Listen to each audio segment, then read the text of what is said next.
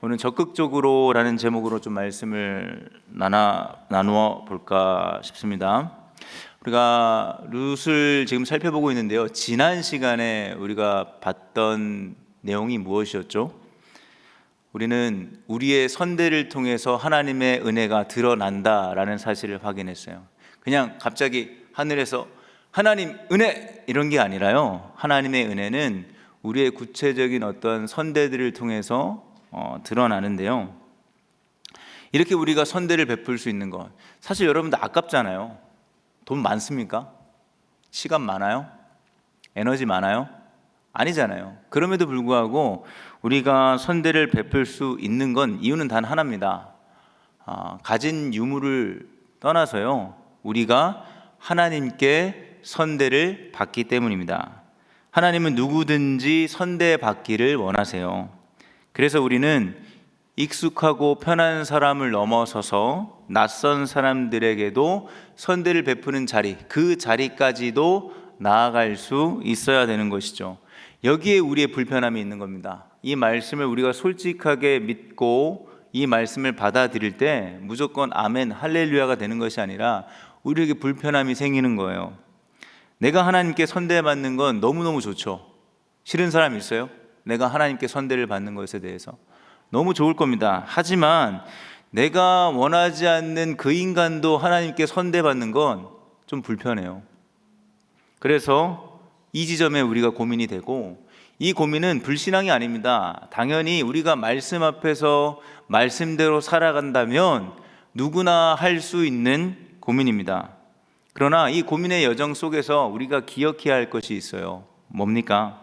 하나님은 항상 우리의 고민 끝에 우리의 아주 보잘것없는 별것 아니지만 작고 작게 베푼 이 선대보다 항상 더 큰 선대로 여러분들을 대하신다는 사실이에요. 이 믿음이 없으면, 이렇게 하시는 신실하신 하나님의 능력이 없으면 우리는 사실 선대를 베풀 이유는 단 1도 없게 되는 거예요. 이처럼 어떤 상황 속에서도 우리를 선대하시는 이 하나님의 은혜 안에서 우리는 누군가에게, 익숙하고 편한 사람을 넘어 누군가에게도 선대할 수 있는 은혜가 우리 안에 주어진다고요. 그럼 오늘 말씀을 우리가 주목해야 할 부분이 이거예요. 선대를 하는데 어떻게 하실까요? 우리가 어떻게 선대를 해야 하겠습니까? 어떤 방식으로 선대를 해야 할까요? 라고 했을 때 결론이 설교 제목이었습니다. 어떻게 해야 됩니까? 적극적으로 해야 합니다. 우리의 선대는 적극적으로 해야 해요. 이 적극적인 선대는 우리 오늘 본문에서 살펴보겠지만, 읽었지만 어떤 식으로 드러납니까? 매우 구체적인 모습으로 드러나요. 적극적이라는 말이. 왜냐하면 선대는요, 상대방의 필요를 채우는 것이 선대이기 때문입니다. 그러니 무척 구체적일 수밖에 없어요. 여러분, 배고픈 사람에게 필요한 게 뭡니까? 제가 어려운 질문들을 여러분들한테 하나요, 지금? 배고픈 사람한테 필요한 게 뭐예요? 밥이잖아요, 밥. 뭐 그 양식이든 일식이든 중식이든 밥이잖아요, 밥. 네. 그것을 베푸는 것이 구체적인 필요이고 선대가 되는 거잖아요. 그런데 우리는요, 종종 밥은 안 주고 기도로 때우려고 하는 것 같아요. 물론 기도도 안 하는 인간들보다는 훨씬 낫겠죠. 하지만 어느 순간부터 저를 포함해서입니다, 어떤 이야기를 들었을 때 현우가 내가 널 위해서 기도할게 라는 이 말이 매우 식상해져 버렸어요. 저만 그런 건가요?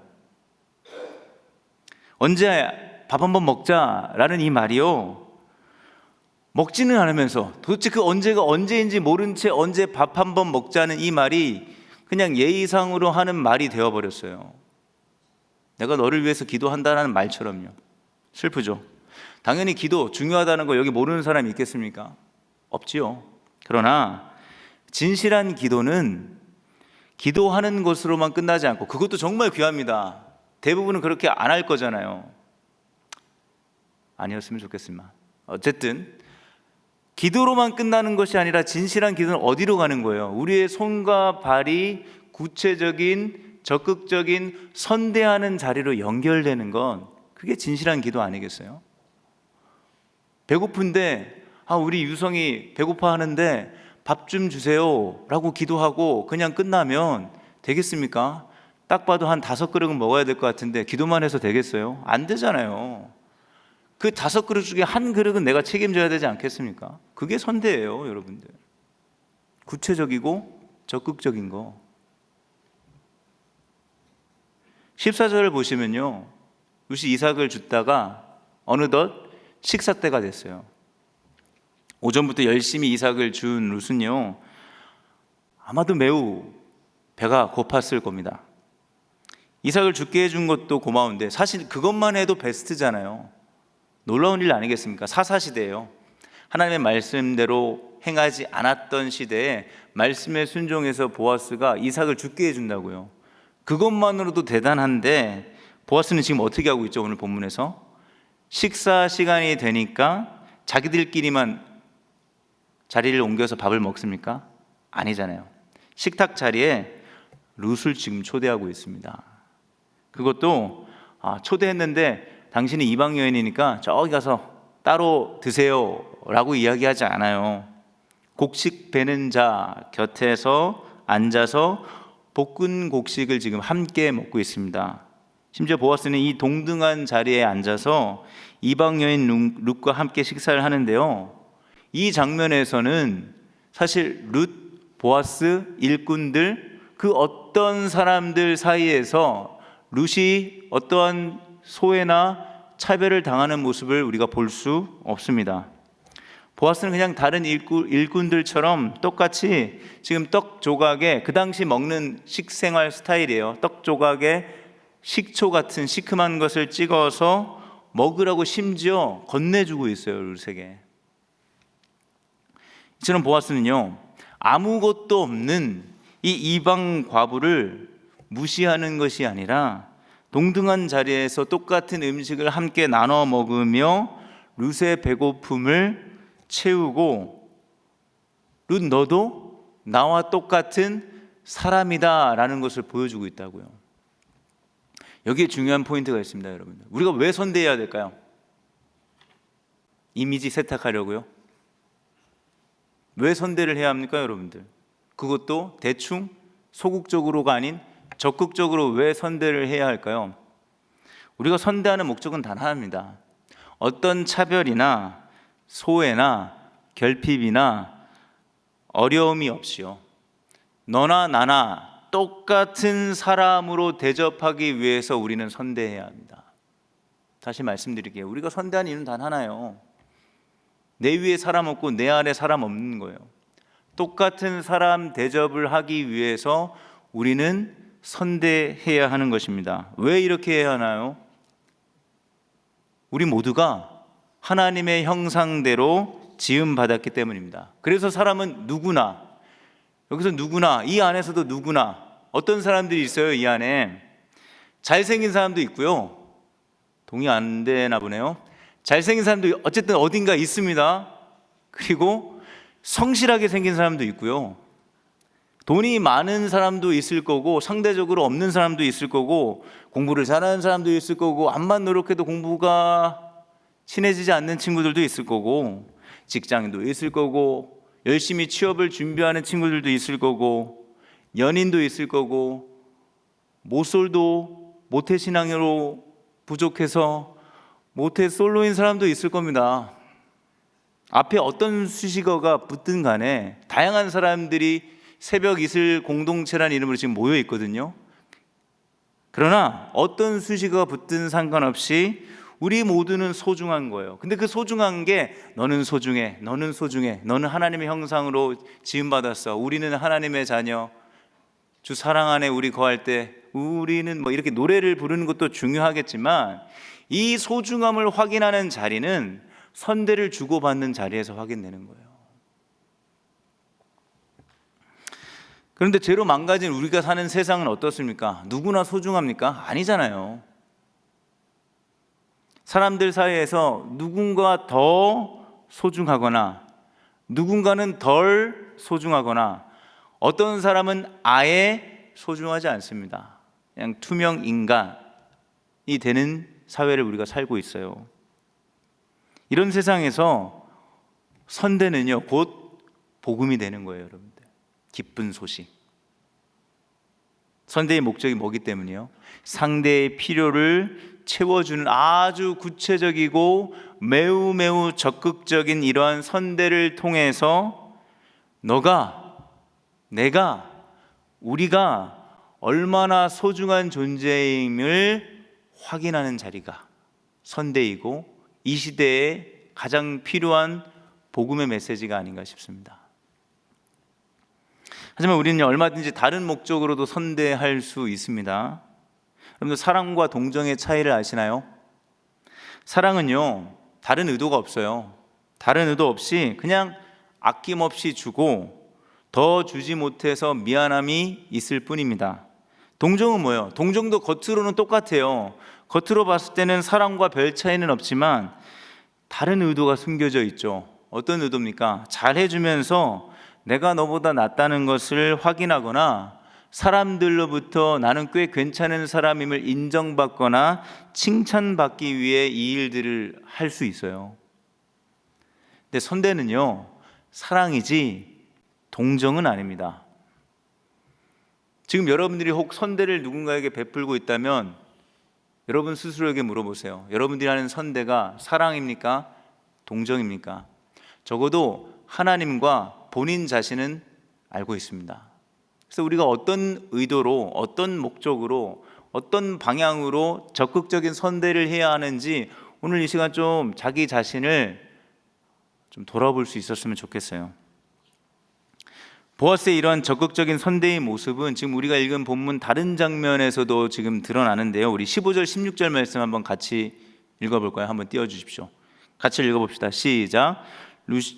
이삭을 주우러 가려고 일어서자 보아스가 젊은 남자 일꾼들에게 일렀다. 저 여인이 이삭을 주울 때에는 곡식단 사이에서도 줍도록 하게. 자네들은 저 여인을 괴롭히지 말게. 그를 나무라지 말고 오히려 단에서 조금씩 이삭을 뽑아 흘려서 그 여인이 줍도록 해주게. 이 보아스의 모습 참 적극적이죠. 어떠한 적극성이 보입니까? 곡식을 더 많이 주울 수 있도록 어디에서 줍게 해요? 곡식단 사이에서. 아무래도 거기에 더 곡식들이 많이 떨어져 있지 않겠습니까? 그렇죠? 여기서 끝이 아니에요. 레위기 25장 25절에서는 이삭을 줍다가 떨어지는 것, 추수하다 떨어진 것 줍지 말고 이것은 이방인들 고아나 과부의 것이다 라고 말씀하신 이 말씀을요, 보아스는 매우 적극적으로 실천하고 적용하고 있어요. 어떻게 실천하고 적용하고 있습니까? 곡식을요, 지금 일꾼들이 어떻게 부탁하고 있어요? 일부러 다발로 조금씩 뽑아서 버리래요. 일부러. 그리고 그것을 줍는 것을 꾸짖지 말게 하라라고 이야기합니다. 사실 그냥 줘도 되죠. 근데 그렇게 주면 룻이 혹 불편해할까봐 부담스러워하지 않게 보아스는 지금 일꾼들을 통해서 룻이 눈치채지 못하게 세밀하게 배려하는 이 적극성을 우리가 살펴볼 수 있는 겁니다. 이렇게 보아스의 적극적인 선대로 룻이 어떻게 돌아갑니까?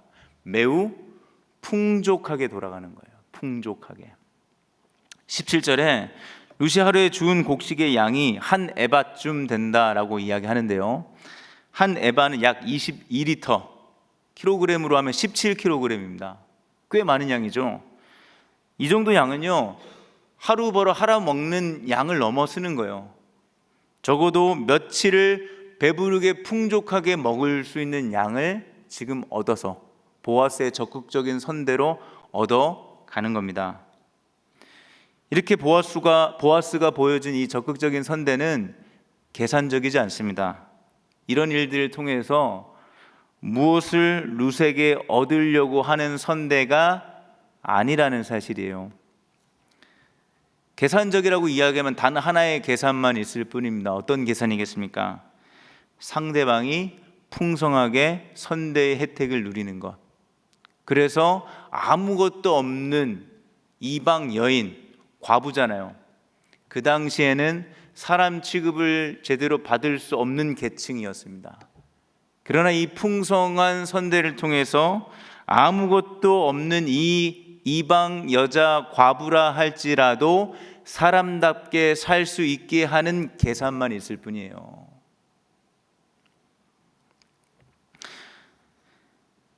이 일에 보아스는 적당히 대충 하는 것이 아니라 할 수 있는 대로 최선을 다하는 것입니다.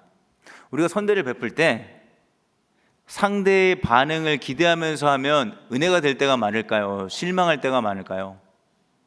어떻게 알아요? 실망할 때가 안타깝게도 더 많은 것 같아요. 몰라주죠. 당연하다 생각하죠. 먹튀할 때도 많고. 근데요, 참된 선대란 상대방의 어떤 반응들을 기대하면서, 적어도 내가 칭찬이나 인정은 아니어도 조금이라도 네가 좀 알아줘야 되는 거 아니야, 이런 것도 포함되는 거예요. 상대방의 어떤 반응을 기대하지 않고 그저 상대가 풍족해질 수 있도록 여러분들의 어떤 상황과 형편에 맞춰서 할 수 있는 최선을 다해 적극적으로 하는 선대, 이것이 진짜 선대예요. 왜 그렇죠? 왜 이런 선대를 해야 되죠? 왜 우리가 상대방의 기대를 포기해 가야 하는 겁니까? 뒤집어 볼게요. 하나님이요, 저나 여러분들에게 선대를 베풀 때 저와 여러분들의 반응을 비추어서 선대를 하신다면 어떨 것 같아요? 여기 선대를 꾸준히 받을 수 있는 사람이 몇 명이나 있을 것 같습니까? 저를 포함해서. 하나님은 원하시죠. 내가 이렇게 사랑하는 만큼 너도 나를 사랑해줘라. 그러나 하나님이 선대를 베푸실 때는 네 하는 거 봐서 베풀게 하는 분은 아니세요. 그렇다면 우리는 가뭄에 콩나듯이 겨우 한두 번 선대를 누리고 살아가기 너무 어려울 겁니다. 은혜의 메마름의 연속일 거라고요. 하나님이 우리를 그렇게 대하시지 않기에, 그리고 이렇게 하는 일들을 하나님이 누구보다도 다 잘 알고 기억하시기에 우리는 상대가 몰라줘도 때로는 화를 낼 때도 있고 나의 선대를 오해하기도 하잖아요. 그럼에도 불구하고 우리는 우리가 할 수 있는 각자의 형편에서 최선을 다해 적극적인 선대를 베풀어야 합니다. 우리는 세상에서 겪는 어떤 소외와 차별, 무시와 외로움 속에서 작든 크든 이번 한 주도 나는 왜 이렇게 별 볼 일 없는 사람이지? 라는 것을 경험했을 거예요. 그러나 동시에 우리가 경험하는 것이 이게 전부가 아니라는 사실을 좀 기억하셨으면 좋겠어요. 이런 것을 경험할 수밖에 없는 세상에 우리는 던져져 살고 있지만, 동시에 우리는 선대를 통해서, 선대를 주고받음을 통해서 나는 여전히 사람임을, 그것도 소중한 사람임을 경험할 수도 있음을 기억하시기 바랍니다. 한 가지 더 살펴볼 것은, 이러한 상대의 필요를 구체적으로 풍성하게 채우는 적극적인 선대가 되기 위해서 우리에게 필요한 게 뭐죠? 상대가 어떤 것이 필요한지에 대한 관심이 있어야 돼요, 여러분들. 여러분들 선물 받을 때 언제 가장 감동이 되죠? 어린이날 선물 아직 받는 친구들 있나요? 어떤 선물일 때 가장 감동이 됩니까? 단연컨대 최고의 선물은 비싼 선물이죠. 아니면 지금 나한테 꼭 필요한 선물, 비싼 선물이죠.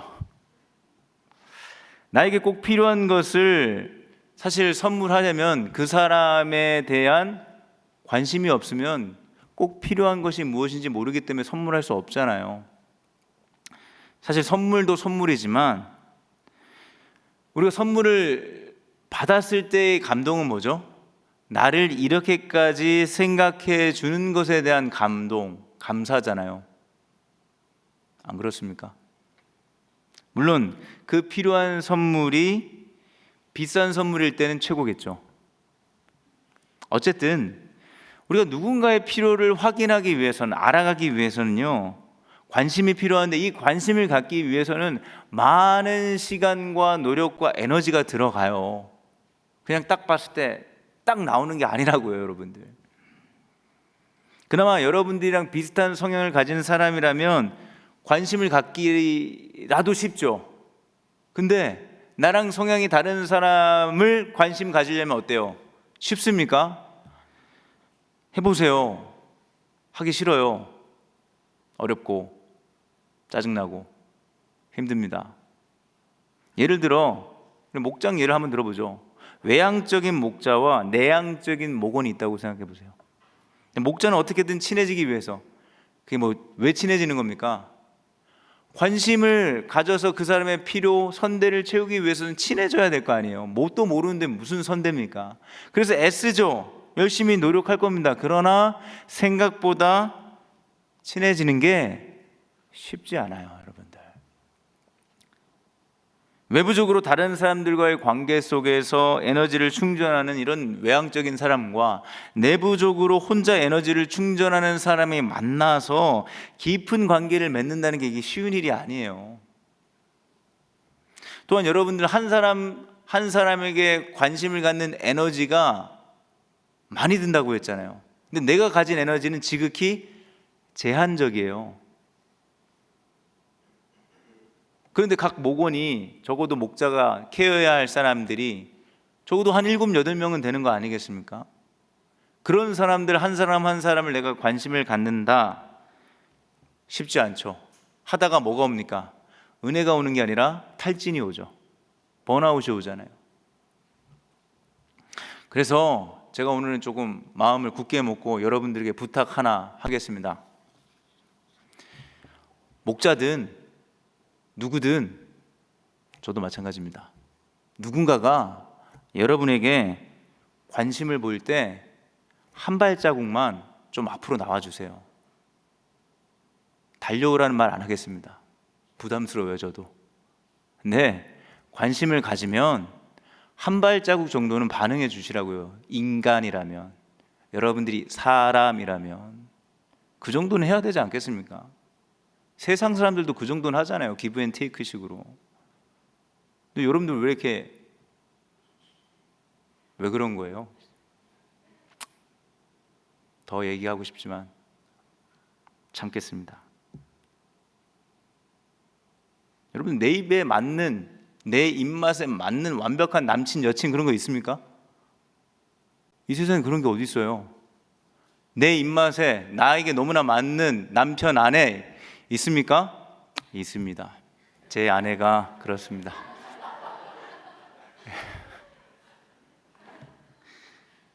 아직도 있다고 생각하면 정신 차려야 돼요. 정신. 에? 어색하죠. 안 맞죠. 어설프죠. 그러나 여러분들, 이러한 노력, 이러한 관심을 소중하게 생각하고, 내가 뭔데 이 사람이 이런 관심을 나한테 보내주는 겁니까? 그 관심을 소중하게 생각하고 조금이나마 여러분들이 반응해 주셨으면 좋겠어요. 그리고 한 가지 더, 여러분들, 선대는 일방통행이 아닙니다.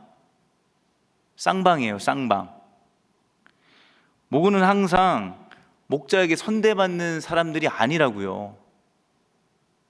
그리고 그 선대가 당연한 것도 아니고요.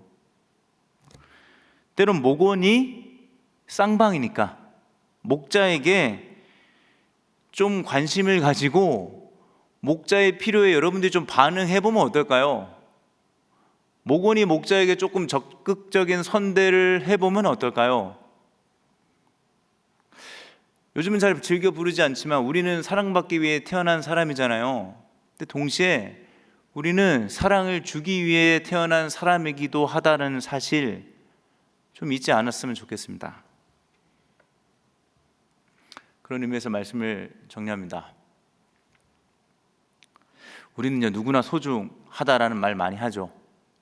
그렇죠? 근데 이것이요, 그저 공허하게 말로만 때우고 끝이 안 났으면 좋겠어요. 진짜 소중함은 맞는 말로 설명하고 설득하는 게 아니잖아요. 진짜 소중함은 소중한 대접을 받아야 소중해지는 거잖아요. 그 소중한 대접을 받는 자리는 저는 그게 선대라고 생각합니다. 서로의 필요를 적극적으로, 구체적으로, 풍성하게 채워주는 선대로 우리는 소중함을 경험하는 겁니다. 이게 세상 공동체와 다른 거예요, 여러분들. 이렇게 선대를 주고받으면서 우리는 뭘 다시 확인하는 거죠? 우리는요, 우리의 필요를 스스로 다 채울 수 없는 존재예요. 혼자 살 수 있는 존재가 아니에요. 천상, 천하, 유아, 독존 이런 거 없다고요, 여러분들. 혼자 어떻게 살아갑니까? 누군가와 함께 더불어 선대하며 우리가 함께 온전해지는 거라고요, 여러분들. 그래서 하나님께서 우리를 교회로 부르신 거잖아요. 그거 아니면 그냥 혼자 하나님과 잘 신앙생활하면 되잖아요. 다른 사람 신경 쓸 것도 없고, 그 피곤하고 귀찮고 힘든 일이잖아요. 그럼에도 우리를 함께 은혜샘물교회로 새벽 이슬 공동체로 부르신 이유는 우리 안에서 더 많은 구체적이고 적극적인 선대를 통해서 너 그렇게 보잘것없는 존재 아니야. 너 그렇게 필요 없는 사람 아니야. 너 그렇게 실패자 아니라고. 너는 정말 하나님의 형상대로 지음받은 소중한 사람이야 라는 걸요, 백날 이렇게 떠드는 것보다 한 번의 선대로, 그것도 풍족한 선대로, 비록 내가 할 수 있는 게 별로 없는데 내가 할 수 있는 선에서 하는 최선의 적극적인 선대로 나아갈 때 하나님은 그 누군가의 선대를 사용하셔서 그 사람을 풍족해, 그 사람의 자존감을 다시금 세우게 하는 작업들을 하신다고. 그래서 우린 기억합시다. 우리가 여기 있는 이유, 여전히 달라서 낯설고 불편하고 때로는 갈등이 있고 너무나 관심 없어서 그냥 있어도 없어도 그저 그런 우리를 이렇게 부르신 이유는 우리는 우리의 서로의 선대로 온전해지기 때문입니다. 여러분들 혼자의 힘으로 온전해질 수 있는 사람은 아무도 없습니다. 우리 안에서 지금보다 더 많은 구체적이고 적극적인 선대가 더 많아져서 함께, 정말로 함께 온전한 사람으로 세워져 가는 우리 새벽 이슬 공동체가 되기를 진심으로 바라겠습니다.